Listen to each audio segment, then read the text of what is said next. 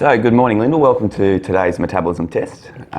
Just before we start the test, I've just got a few questions to ask you, just to make sure that the test is going to be accurate. Yep. So you haven't eaten any breakfast this morning, so you're fasted? No. Excellent. You haven't done any exercise? No. And you're quite well rested, so you've had a decent rest before coming in. You haven't been walking around or doing any incidental activity? No. Good. These are all important factors that can affect the test. Yeah. So essentially what's going to happen today, Linda, is we're going to put a respirator on you and you're going to lie down and breathe into the respirator, and that'll take approximately 10 to 15 minutes. Yeah. And at the end of that period of time we should have the results.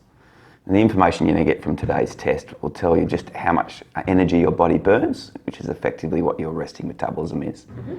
And then with that information you can use that to decide just what sort of eating plan you should use depending on your goals. Yeah. And we'll talk about that after the test. Okay.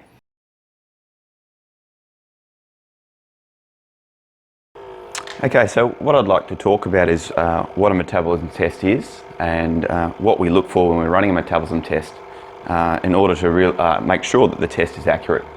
So essentially what we can see here are the respiration values, Lyndall's respiration values, and they include how many breaths per minute she's taking, respiratory frequency, and how much oxygen she's ventilating per minute. So how many breaths in terms of frequency and how much oxygen is being ventilated in litres per minute.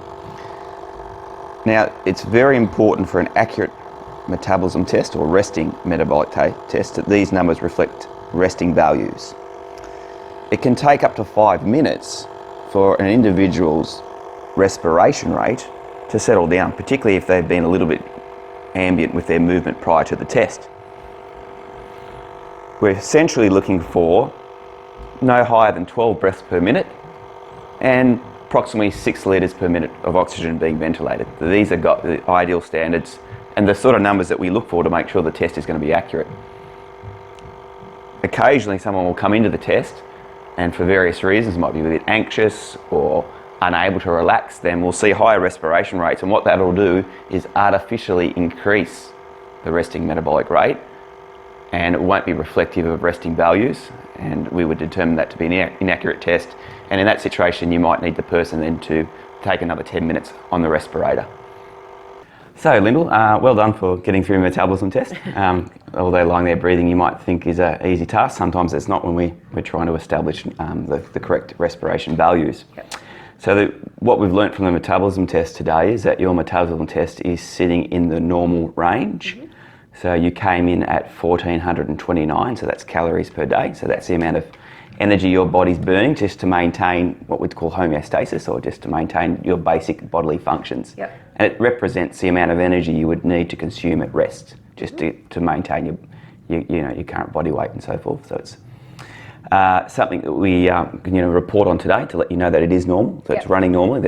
You don't have a slow metabolism, and you can see by definition anything less than 1300 for a female, your age and gender would be considered low. So these numbers are compared to get against a formula that's used to estimate metabolism. So plugging in your height, that's why we needed your height, and your age, and your gender, that's the variables needed in a common formula known as the Harris-Benedict equation. Mm-hmm. So what was measured directly was compared against what would be predicted, and the fact is that if your metabolism is running 10% below what would be predicted, that would be called slow, and 10% above or greater is fast. So that's how those numbers are generated. Yep.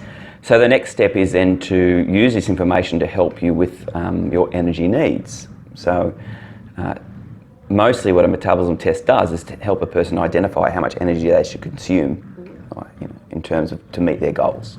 So what is it we can help you with, and what are your goals, and what are you hoping to use this information for? I need to lose weight.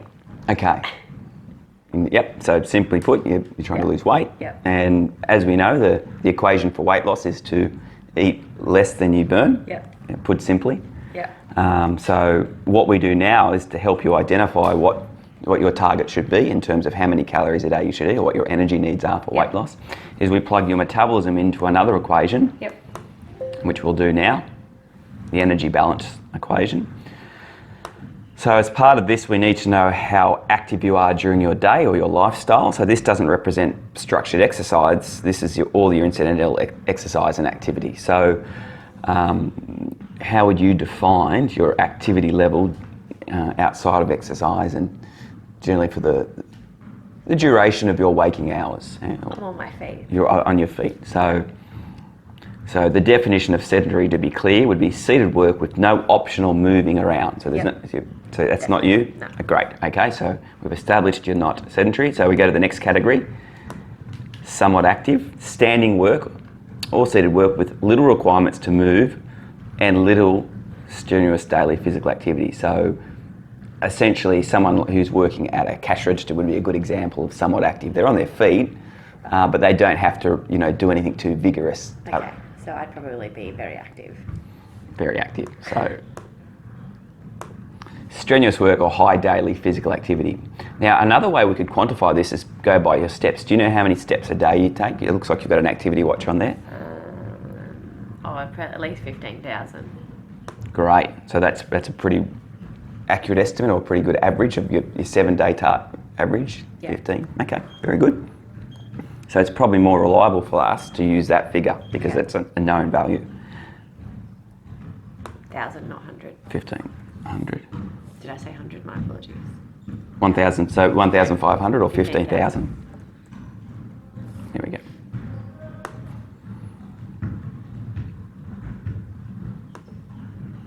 So what's your goal? You have a target weight in mind? 68 kilos. Okay. Your goal weight is like... And it's reasonable to plot this at a half kilo a week rate. March 7. March 7th.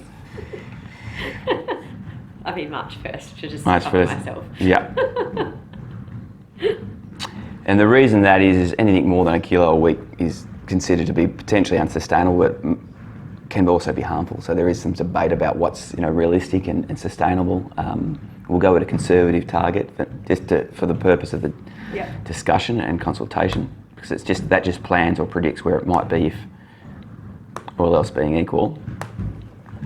So essentially, what it shows, let's look at the numbers, is that for someone as active as you are, or haven't put in planned exercise, because that's very variable. What you burn with exercise can vary significantly. Mm-hmm. So just looking at what your energy needs are to achieve your goal, without factoring exercise just for now, it would state that you would need to come in at 1,500 calories a day. Yeah. So that would be the daily energy requirements Yeah. to achieve your goal.